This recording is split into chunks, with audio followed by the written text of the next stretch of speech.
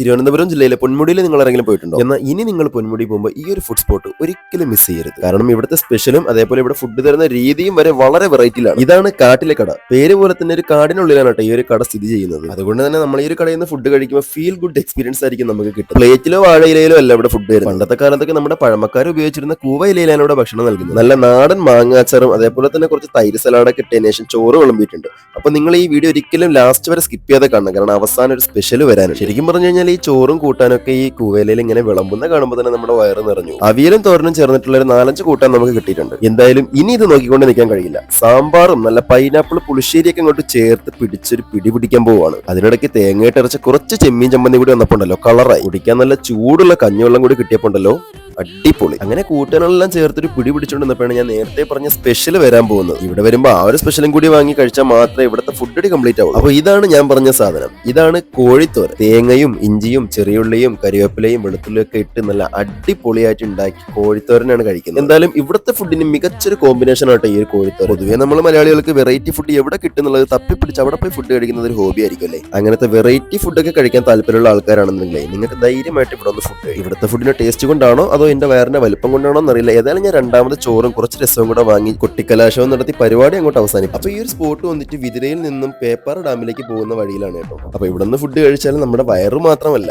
മനസ്സ് നിറയുന്നുള്ളത് 100% ഗ്യാരണ്ടിയാണ്. അപ്പൊ ബൈ ബൈ.